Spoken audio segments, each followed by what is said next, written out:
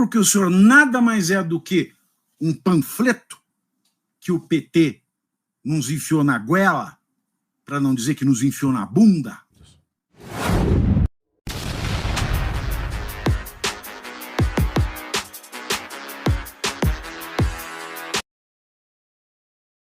Então, o primeiro C é curtir. Depois, comentar.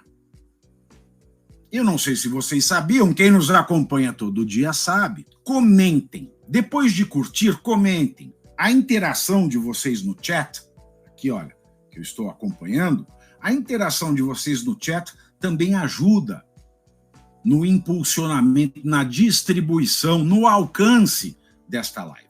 Eu protocolei em nome da família do Clezão essa ação contra o ministro Alexandre de Moraes no dia 5 de fevereiro. Março, abril, maio.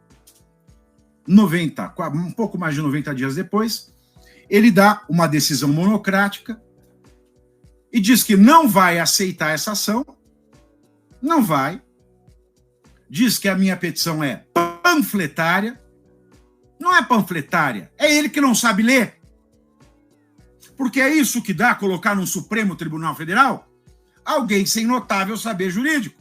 E digo e repito aqui que não é porque eu sou advogado do caso, não, mas isso eu já venho falando desde que ele foi indicado. E quem acompanha a minha trajetória na imprensa sabe que eu falo a mesma coisa, que é o que eu vou dizer agora mais uma vez. Notável saber jurídico é aquele sujeito mais qualificado e nacionalmente reconhecido como uma autoridade do direito. Quando o Toffoli foi posto pelo Lula no Supremo, Toffoli tinha levado bomba em 2 provas para juiz, não tinha uma pós-graduação, nem sei se tem até hoje, sem um mestrado, sem um doutorado, sem artigos publicados em revista de relevância para o direito, sem livros publicados, sem teses, sem sucesso como advogado. A única coisa que ele era pessoa do quadro do PT. E se a Constituição manda que o STF seja composto por pessoas de notável saber jurídico, Toffoli nunca teve condições de ser um juiz da Suprema Corte. E o que eu digo agora? Vem o sujeito Toffoli, lê a minha petição e diz que ela é panfletária, que ela mistura ficção e realidade. Aí eu paro e lhes digo, como é que eu posso dizer que há justiça nesse país quando um sujeito que não tem pós, mestrado, doutorado, livros e artigos publicados, e uma carreira profissional independente de partido político, vem falar mal da peça de um professor doutor, com pós, mestrado, doutorado, com artigos publicados, livros publicados, e sucesso no mercado jurídico? Alguma coisa está errada. É como se a gente pegasse um texto da professora do primeiro ano e desse para o aluno corrigir a gramática. É isso que aconteceu. Porque o Toffoli não entendeu a petição, ele misturou, quando eu mostrei os mais de 30 dispositivos ignorados pelo Alexandre de Moraes, eu não quis dessumir crimes dali, mas eu só quis comprovar que ele era um juiz desidioso. Depois, quanto aos crimes, você acha que o Toffoli rebateu como devia rebater? Porque uma decisão só vale no judiciário quando ela é fundamentada. Então ele se negou a perpassar ponto por ponto da petição, porque é impossível. Então ele falou, vou pegar 2 aqui a título de ilustração e os outros crimes eu nem vou falar a respeito, porque a peça é panfletária. Não! Ou porque você não tem capacidade intelectual, ministro, ou porque você sabe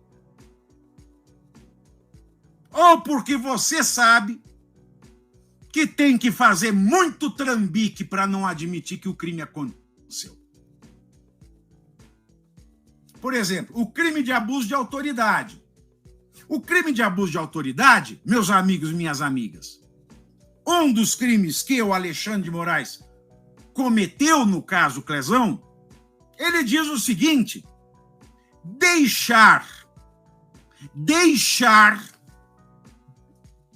de conceder a liberdade, seja ela provisória ou definitiva, deixar de conceder a liberdade ao preso que não mais tem condições de prisão é crime de abuso de autoridade. E o que o Alexandre de Moraes fez? O Ministério Público deu parecer disso, mas ele resolveu ficar em silêncio. Logo, ele deixou de colocar em liberdade o preso que deveria estar. Isso é crime de abuso de autoridade. Mas ele passou por essa parte da petição? Não. Ele escolheu só algumas matérias mais controversas. Pegou aqui, pegou ali. Mas isso ele não passou.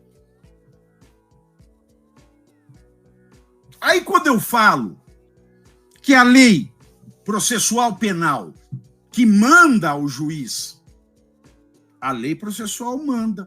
A lei processual manda a todo cidadão, por que não mandaria o juiz?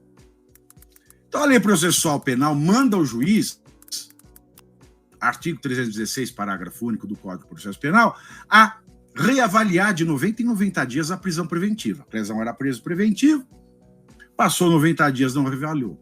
Passou 90, não reavaliou, mais 90 não reavaliou, passou 300 dias, não reavaliou. Aí ele me diz, sabe o que ele fala na decisão monocrática? Ele fala o seguinte: o plenário deste Supremo Tribunal Federal já afirmou o entendimento que, apesar da disposição legal que prevê 90 dias para a revisão da prisão preventiva, não é aplicado de forma automática. Automático, meu senhor? Nós estamos falando de 300 dias, 100. 300. Não estou falando de 92, 95, 97, 100. Estou falando de 300. É mais que o triplo. E outra, ele foi tão sacana ao usar esse argumento, porque ele usou só uma parte do que foi decidido pelo plenário. O plenário decidiu o quê? A revisão não é automática. Tem que ter pedido do advogado. É isso que diz a decisão. Aprende, Toffoli. Você não está lidando com advogado de porta de cadeia. Advogado da sua laia, quando foi, se é que foi. Porque a defesa do Clezão pediu a revisão. Porque o próprio Ministério Público Federal concordou com a revisão.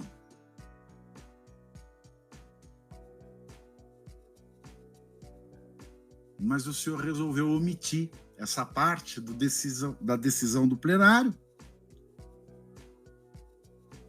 Muito malandro. Panfletária não é a ação da família do Clezão, não, que eu assino. Panfletária é a carreira de Vossa Excelência.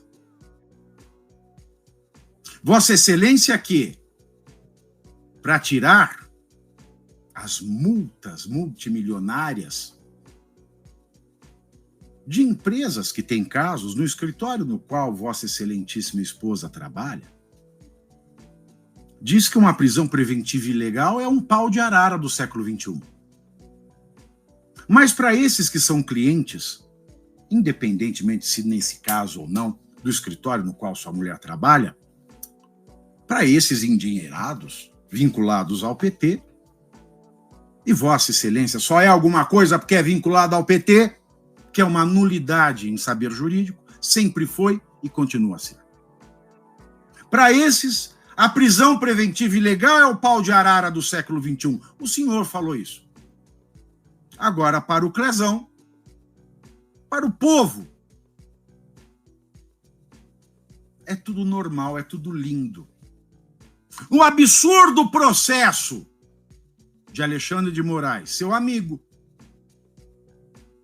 Aliás, o senhor devia se declarar suspeito antes de dar essa decisão monocrática, porque o senhor está aí tratando de um amigo. Um amigo que mandou calar a revista Cruzoé com a história do amigo do meu pai. Mas o senhor não vê problema nisso.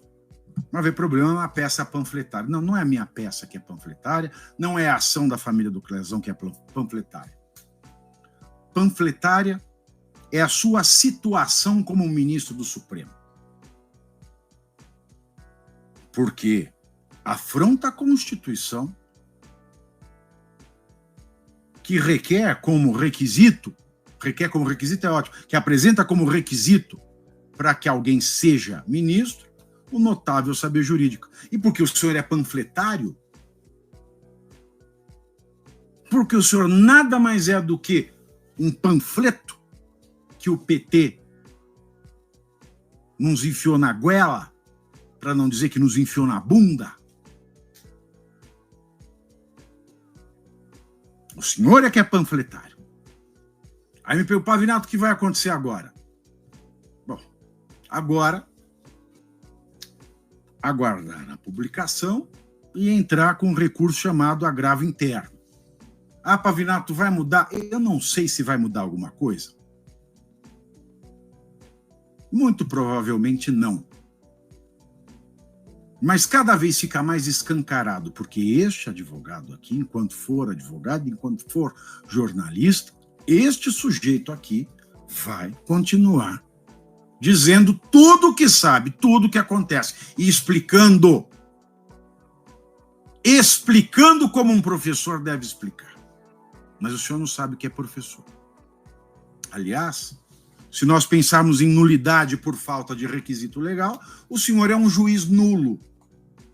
Só não é nulo porque o senhor faz mal à justiça. Já pediu para curtir, você veja, eu com caganeira estou aqui, né? E o Pitoli, né? O Pitoli é muito profissional, mas eu não. Então eu com caganeira venho, então pelo menos vocês deem um like aí. Ah, confirma se deu, aperta, repete, comenta e compartilha, passa o link. Eu gosto de ver gente, eu gosto de multidão.